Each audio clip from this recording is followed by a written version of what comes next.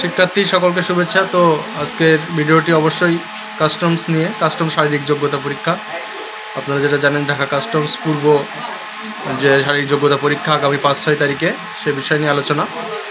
এই কাস্টমসের শারীরিক যোগ্যতা কত এবং কাস্টমসের মাঠে কী কী নিয়ে যেতে হবে, কখন উপস্থিত হবেন এবং কিভাবে আপনাদের পরীক্ষা নেওয়া হবে, সব বিষয় নিয়ে আজকের এই বিস্তারিত আলোচনা। তো কাস্টমসের পরীক্ষায় আপনারা অবশ্যই সময় মতো শিডিউল অনুযায়ী পৌঁছাবেন মাঠে। আপনাদের প্রতিটি পরীক্ষার কেন্দ্রের শিডিউল দেওয়া আছে। 5 তারিখে যাদের পরীক্ষা আছে তাদের 3টা শিফটে ভাগ করা আছে। এখানে আপনারা শিফট অনুযায়ী যাবেন। 6 তারিখেও ভাগ করা আছে। তো আপনাদের রোল অনুযায়ী দেখবেন, আপনাদের অ্যাডমিট কার্ডের রোল অনুযায়ী মিলিয়ে নেবেন। এইভাবে আপনারা মাঠে কমপক্ষে আধা ঘন্টা আগে উপস্থিত হবেন। যে আধা ঘন্টা আগে উপস্থিত না হলে কিন্তু মাঠে ঢুকতে পারবেন না। আর আপনারা কি নিয়ে যাবেন কাস্টমস মাঠ শারীরিক যোগ্যতা পরীক্ষায়? আপনারা অবশ্যই অ্যাডমিট কার্ড নিয়ে যাবেন, আপনাদের 1 কপি ছবি এবং আইডি কার্ডের ফটোকপি, এই 3টা জিনিস অবশ্যই নিয়ে যাবেন, যেন ভুল করেন না। অবশ্যই এই 3টা জিনিস আপনাদের সঙ্গে রাখতে হবে। তাছাড়া আপনারা মোবাইল ফোন নিয়ে গেলেও কোনো সমস্যা নেই, মোবাইল ফোনটা দেখবে না, চেক করবে না, কোনো সমস্যা নেই। আর অবশ্যই আপনারা মাঠে ভিডিও করবেন, মাঠে ভিডিও করে ভিডিওগুলো আমাকে পাঠাবেন আমাদের হোয়াটসঅ্যাপ নাম্বারে। সেগুলো আপনাদের এই চ্যানেলে প্রকাশ করা হবে। আপনারা যারা ভিডিও মাপজোকের ভিডিওগুলো এগুলো ভিডিও করে আমাদেরকে পাঠাতে পারেন এবং যাদের ভিডিও ভালো হবে তাদের জন্য অবশ্যই শুভকামনা এবং তাদেরকে অবশ্যই ধন্যবাদ জানাবো। আমাদের হোয়াটসঅ্যাপ নাম্বারে পাঠাবেন। আপনারা 2-3 মিনিটের কমপক্ষে ভিডিও করবেন, কারণ এই চ্যানেলে প্রকাশ করলে অনেকে দেখতে পাই যে মাঠের ভিডিও কেমন হয়, মাঠের মাপজোকের পরীক্ষাটি কেমন হয়। তো অবশ্যই আপনাদের কাছে দাবি থাকবে যে মাঠে যারা ভিডিও করবেন মোবাইল ফোন নিয়ে গিয়ে, তারা অবশ্যই আমাকে পাঠাবেন হোয়াটসঅ্যাপ নাম্বারে।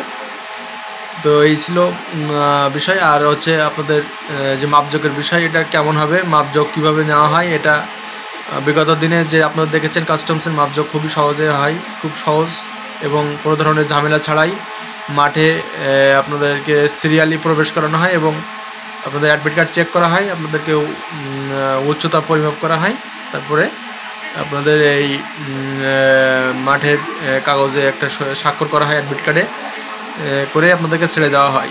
কোনো ধরনের দৌড় প্রতিযোগিতা কিংবা লাফঝাপ, সাঁতার এগুলো কিন্তু নাই। অনেকে বিভ্রান্ত হন যে আসলে এইসব বিষয়ে প্রতিযোগিতা আছে কিনা, কিন্তু আসলে খুবই সহজ প্রতিযোগিতা।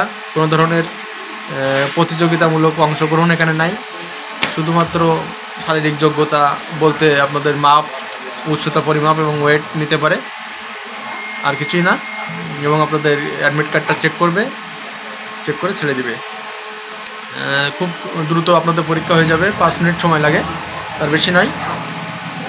তো আরও কিছু বিষয় আছে, আপনাদের কত উচ্চতা এবং কত ওয়েট থাকলে আপনারা মাঠে টিকতে পারবেন, এগুলো বিষয় নিয়ে। তো মাঠের যে পরীক্ষায়, এই পরীক্ষায় দেখা যাচ্ছে যে 5 ফিট 4 ইঞ্চি ছেলেদের ক্ষেত্রে এবং মেয়েদের ক্ষেত্রে 5 ফিট 2 ইঞ্চি উচ্চতা। তো অনেক ক্ষেত্রে 5 ফিট 4 ইঞ্চিতে রাখে না, এগুলো অনেক ক্ষেত্রে 5 ফিট 2 ইঞ্চি মেয়েদের ক্ষেত্রে হয় না, এগুলো 5 ফিট 3 অথবা ছেলেদের ক্ষেত্রে 5 ফিট 5 এইভাবে আপনাদেরকে কাউন্ট করা হয়। তো তাদের উচ্চতা 5 ফিট 5 ইঞ্চি তারা কিন্তু অবশ্যই টিকবেন। তাদের মেয়েদের উচ্চতা 5 ফিট 2 ইঞ্চি তারা অবশ্যই টিকবেন। 3 ইঞ্চি হলেও খুবই ভালো হয়। তো পরীক্ষায় মাঠ কেন্দ্রে কিন্তু 4 ভাগের 2 ভাগ কিংবা 3 ভাগ প্রার্থী অংশগ্রহণ করেন এবং তার থেকে প্রায় 3 ভাগ প্রার্থী অকৃতকার্য হন, 1 ভাগ টিকে থাকেন, শারীরিক যোগ্যতা উত্তীর্ণ হন এবং তারা লিখিত পরীক্ষার জন্য মনোনীত হন। তো খুব কম সংখ্যক প্রার্থী কিন্তু শারীরিক যোগ্যতায় উত্তীর্ণ হবেন এবং আপনাদের খুবই সুন্দরভাবে পরীক্ষাটি নেওয়া হবে। আশা করি খুবই ভালো লাগবে।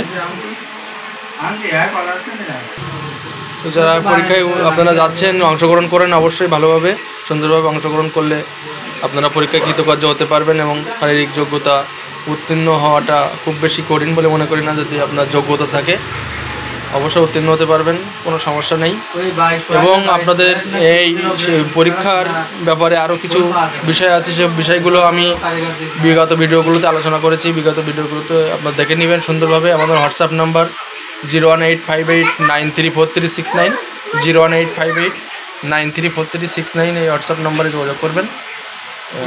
সকলকে অনেক অনেক শুভেচ্ছা এবং শুভরাত্রি।